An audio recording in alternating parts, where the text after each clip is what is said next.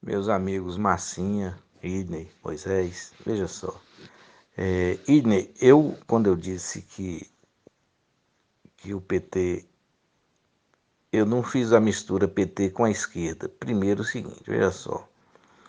Quando Luiz Erundina ganhou a eleição, ela ganhou por um fato.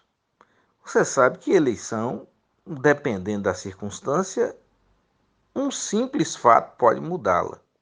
Então, Luiz Erundina não ganharia as eleições para prefeita de São Paulo. Entretanto, o Exército cercou a Companhia Siderúrgica Nacional e matou 3 pessoas. Pronto. Aí acabou a eleição de São Paulo. Acabou a eleição para a direita. Porque as pessoas admiram o Exército. Mas quando o Exército faz o papel de bandido, aí o povo se revolta no que ele pode. Como os trabalhadores da CSN estavam numa reivindicação salarial, não caberia uma atitude daquela, porque os trabalhadores da CSN não estavam armados. Mas a partir do momento que você mata 3, ou que fosse um, até que atirasse, já seria motivo para você alterar. Quem era candidato da esquerda em São Paulo era Erundina. E aí então o povo de São Paulo foi e votou maciçamente nela e ela ganhou a eleição. Então foi um fato fora da curva, né? Marta Suplicy veio também numa, numa segunda onda de São Paulo. Eu concordo com você. Você tem hoje realmente uma divisão no país que era entre PSDB e PT e agora virou PT e essa coisa que tem aí, que é Bolsonaro. Bom, então aí eu lhe respondo por aí. É o que eu entendo. Eu sei que você tem razão. O interior de São Paulo é o PSDB, realmente governa o maior estado do Brasil, né? Continua governando e tem as condições necessárias de melhorar a vida do povo de São Paulo. Isso é real. Você tendo capital, você não tem como não trabalhar. E grande parte do povo de São Paulo do interior, ela é mais evoluída do que grande parte do interior do restante do Brasil. Porque o interior de São Paulo tem faculdades fantásticas e a formação política, a formação filosófica das pessoas acaba mudando, desculpa, por quê? Porque a discussão política no interior de São Paulo é até melhor do que na capital. E aí é mais fácil você explicar as coisas. Assim como Vitória da Conquista sempre se destacou porque tinha um grupo político de conquista que foi comandado o tempo todo por José Pedral Sampaio, que suplantou o outro grupo político, que era o grupo da direita. Mas o grupo da direita de Vitória da Conquista teve os seus valores, é o que eu canso de dizer, né? O grupo da direita de Conquista tinha Orlando Leite, tinha Fernando Spínola, tinha Juarez Ortélio, tinha como é que eu digo aqui? Tinha Dante Menezes na parte do interior, né? Tinha Arthur Seixas, que pouca gente é, sabe do valor político que esse cidadão teve em Conquista, mas esse cidadão mandou em Conquista apenas sendo diretor de um colégio e médico de Vitória da Conquista, Dr. Arthur Seixas Guimarães Pereira. Era um grande articulador político. Não foi candidato a nada, a não ser provedor da Santa Casa de Misericórdia, que foi e ganhou, mas era o cara que mandava na política de conquista. E tinha do outro lado um braço menos intelectual, mas um braço financeiro muito forte, que era de Renato Rebouças. Com isso, foi possível, né, depois do golpe de 64, dar sequência ao lado da direita que tinha em conquista, com a eleição de Fernando Spínola, né, porque eu não estou considerando aqui Orlando Leite, porque Orlando Leite já foi interventor, né? Mas Fernando Spínola e Newton Gonçalves, até a retomada.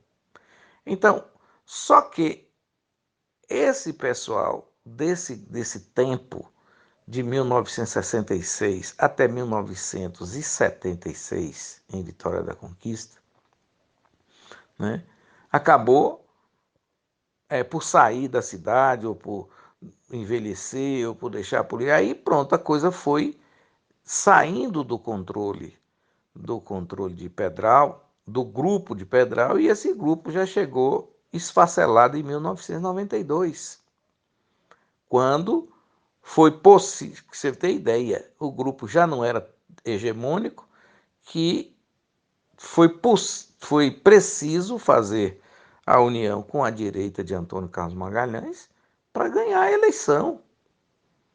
Porque nesse momento, Pedral já tinha contra si forças políticas que eram da mesma barriga, como Sebastião Castro, Elkson Soares, Ilza Matos, Jadiel, valores políticos que já não combinavam com a estrutura pedralista. Ainda nesse momento, possuía o deputado Coriolano Salles, mas já havia um distanciamento violento entre Pedral e Murilo Marri. Eles nem se falavam direito. Então, não era uma situação de união. Aí você partiria para uma eleição de 92, um pouco desgastado. E ainda tinha Raul Ferraz, que era cria, né, de Pedral, mas foi um bom prefeito de Vitória da Conquista, ninguém pode negar, e que em 92 já era adversário de Pedral. Quem se lembra bem, os adversários de Pedral em 92 foram Guilherme Menezes e Raul Ferraz. Guilherme vinha surgindo num jeito manso de fazer política, no estilo Valdir Pires. E Pedral, então, teve que recorrer a Antônio Carlos Magalhães para buscar a direita para ele. Porque essa direita já tinha passado em 1988 pelas mãos de nada mais, nada menos do que Sebastião Castro e Clóvis Assis, também uma grande figura política da esquerda de Pedral. Então, é o que Marcinha falou, tem que estudar o adversário para ver onde é que ele está crescendo e não subestimá-lo. Daí, então, Pedral fez a aliança e colocou Margarida Oliveira, por imposição de Antônio Carlos, como sua vice. Mas nem assim deu para segurar o governo, por quê? Porque em 96, aí você já tinha Guilherme Menezes, você já tinha Coriolano Salles juntos, e você tinha Clóvis Assis juntos, e grande parte da juventude conquistense, inclusive aquela que tinha apoiado Pedral durante muito tempo. E nisso Marcinha tem razão, que o eleitorado, ele é o mesmo. Ele é o mesmo, ele muda, tem uma parte que é radical segura, outra parte radical segura do lado, e tem o volátil, que é esse aí que Marcinha tem razão de falar. Daí, então, Guilherme entrou no governo e fez uma excelente administração. Isso aí não tinha dúvida. Por isso, ele galgou a condição de, em 2000, né, se reeleger com a maior facilidade que teve. Os adversários de Guilherme Menezes em 2000 não deu nem para melar. Mas aí você tinha em Vitória da Conquista o quê? O lado político contrário, que começou a se organizar, e nesse ponto tinha o maior deputado da história de Vitória da Conquista, que fazia papel de prefeito na cidade. Coriolano Salles, ele com a articulação boa que ele tinha, que era um homem que era para ser governador da Bahia, se Vitória da Conquista tivesse entendido, e entendeu, é porque essa eleição de Coriolano Salles é outra história. Né? Não tinha os 65% não, massa. Aquilo era uma enganação. Né? Mas Coriolano disputava de igual para igual com Zé Raimundo até o dia 2 de setembro de 2004. Posso lhe afiançar que Coriolano tinha 5 pontos percentuais à frente de Zé Raimundo. Só isso, nada mais. O grande problema é que Coriolano Salles contratou um rapaz que era um estelionatário de pesquisa eleitoral e o enganou durante o tempo todo para ganhar o seu dinheiro. Infelizmente, isso é uma realidade. Coriolano Salles nunca teve 65%. Nunca teve 60%. Mas afianço que tinha 50%. Né? Então, mas isso tudo era lastreado em quê? Era lastreado nos 12 colégios de ensino de segundo grau, de quase 300 quilômetros de extensão de energia, de anel rodoviário, de vara da Justiça Federal, de vara da Justiça do Trabalho, de CredWesB, de Credcom, enfim, de Credcop, que são as cooperativas feitas em Vitória da Conquista, todas com sucesso, a da UESB, a cooperativa da prefeitura, que funciona até hoje, e a Credcom, que é um dos maiores bancos regionais que Vitória da Conquista tem, tudo criado por Coriolano Salles, e ainda a extensão do Cred Barra, que era da Barra do Choça e tinha alguma influência em Conquista. Com isso, ele movimentou um lado que as pessoas sentiram que estavam prosperando. Foi criada, inclusive, a Cred Peças, que era dos vendedores de peças, e essa não funcionou. E o Banco da Mulher, que a gente fez um esforço danado para que funcionasse, mas não deu certo, ela acabou tendo que fechar. Então, se você envolve a população nessa série de coisas, você se movimenta e as pessoas sentiam no Coriolano Salles a, a vontade de trabalhar pela cidade. E aí ele conseguiu ganhar parte daquele povo que tinha votado em Guilherme. Foi isso que aconteceu. E nisso você tem razão, assim, né? Você controlava o Hospital de Base de Conquista com a colocação de Sebastião Castro lá. Enfim, uma série de coisas que movimentaram. O que é que ocorre hoje? Aí, voltando aqui a nível de Brasil, é que a gente não consegue entender o fenômeno, né? Mas é fácil explicar. Tem gente que raciocina que a política não precisa necessariamente realizar, mas tem que parecer que realiza. E quando você tem alguém, algo que é superior e aparece alguém para vencê-lo, também consegue a simpatia do povo. Bolsonaro traz um discurso que se assemelha ao homem mais comum, que é violento, né? Apenas só não é mais violento porque tem a luz elétrica, tem a luz do sol, tem a polícia, tem o Ministério Público. Do contrário, nós teríamos aqui bang bang. Tem gente que quer resolver as coisas na porrada, todo mundo sabe disso. E aí, esse pessoal, Bolsonaro agradou. Bolsonaro agradou o caminhoneiro que já teve sua carga saqueada. E aí ele tem a esperança de estar com a arma ali para atirar em quem saqueou a arma.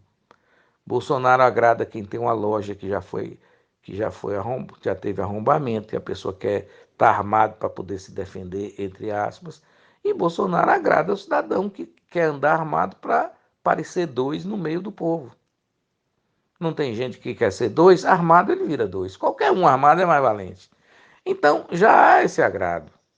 Por outro lado, Bolsonaro veio com um discurso de que o outro governo era de ladrão e que ele veio para acabar a ladruagem. Aí, com um cobertor curto, né? Ele foi dormir e as pessoas já descobriram que a família dele, ele todo, sempre fez a ladruagem. Só que fez uma ladruagem de ladrão de galinha, né? Não foi de bilhões, de milhões e assim por diante. Com isso, as pessoas agora, aqueles defensores de Bolsonaro, dizem que não, tudo isso é mentira. Por exemplo, o cidadão acha comum que as esposas de Bolsonaro tenham vários imóveis no Brasil compradas com dinheiro à vista.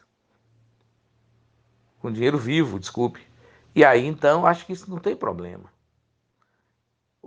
Os defensores de Bolsonaro, mesmo com os fatos, eles têm o poder de negá-los e a população gosta dessa negativa, até porque o chama de mito sem ele ter feito um gol. Né? Ele nunca foi Garrincha, foi o que eu falei, nunca foi Pelé, nem chegou perto de Juscelino, Getúlio ou Lula. mas virou mito. Mito de quê? O que o mito fez? Nada. Então, aí o que acontece? Existia a transposição do Rio São Francisco, faltando 6% para a conclusão. Então, 94% da transposição do São Francisco está pronta. Mas aí Bolsonaro foi lá e inaugurou um trecho, aí a transposição ficou para Bolsonaro. A BR-163 no Brasil, né, tem 1.048 quilômetros construídos. Certo? 1.043. Desses 1.043, 848 quilômetros foram construídos no governo de Dilma Rousseff. Entretanto, um trecho de 50 quilômetros foi completado no governo de Bolsonaro. Mas Bolsonaro deixou transparecer para a população que foi ele que fez e que o PT não fez e largou lá à toa. E aí o povo com esse mote faz isso, falando. Nunca disse que foram 53 quilômetros e ainda mente de forma veementemente. Aí, grande parte do povo que tem interesse na manutenção disso continua dizendo que o cara é o bom. Por exemplo, Bolsonaro organizou um programa de rádio onde ele falou com 8 pessoas fictícias, pessoas que jamais existiram. Mas para o público que não lê, é o que Massinha falou, que não presta atenção, ficou como verdade. Bolsonaro nunca falou com aquelas pessoas do programa de rádio que ele fez. Aquelas pessoas não existem, as pessoas elogiando ele, a armação, como se fazia no microfone de rádio Conquista no passado. Que alguns locutores aí, no caso, na parte boa, liam cartas de pessoas que não escreveram apenas para dar incentivada no programa. Só que aí você tem que lutar contra isso e você tem que lutar mostrando, caso eu digo lutar, o pessoal que é da esquerda, mostrando que essas coisas não são verdadeiras, mas não encontra eco. Para o pessoal da Avenida Paulista, que foi lá, é o pessoal que entende que é da supremacia branca, que preto não pode ir para a universidade, que homossexual tem que morrer. E esse povo, Massinha tem razão, esse povo existe. Esse povo está na terra. E esse povo é forte. Entendeu? Bolsonaro não disse à toa, ninguém gosta de viado. Você imagine quantas pessoas se identificam com ele nessa fala. Aqui no dia a dia. Quantos você observa aqui em Vitória da Conquista desdenhando do cara que é homossexual? Humilhando, inclusive. Esse cara está calado porque ele não pode, mas Bolsonaro pode. Bolsonaro pode dizer o que for. Bolsonaro disse que vacina a pessoa pode virar jacaré, que ele não toma vacina, que a vacina não é boa e que a imunização de rebanho é a melhor coisa que tem. Só que o povo acha que pode ser isso mesmo porque ele faz isso com gado, né? Mas só que o gado ele tem um trecho na fazenda dele e que ele isola o galo por ali, o gado por ali e uns morrem e a maioria fica viva. Seria, na ideia dele, a mesma coisa do Brasil. Você fazia imunização de rebanho como? Você matava 3 milhões de brasileiros e o restante ficava vivo. Em tese, isso poderia dar certo. Já há cientistas que dizem que se o vírus for simples, como gripe, dá. Mas que no caso do corona, não dá. Né? Mas então, é preciso fazer essas análises e não subestimar o adversário. Eu nem vou entrar aqui para falar da eleição de conquista, porque o áudio ficou muito longo e eu quero dizer a vocês o seguinte, que vou aproveitar esse áudio porque eu acho que eu já fiz o comentário do dia. Bom dia, meus caros, e eu sei que vocês não vão ter paciência de ouvir isso não, mas quem ouvir vai concordar ou discordar e isso é que é o bom, que é a coisa elementar do aprender. Falar, ouvir, discordar e concordar. Abraço.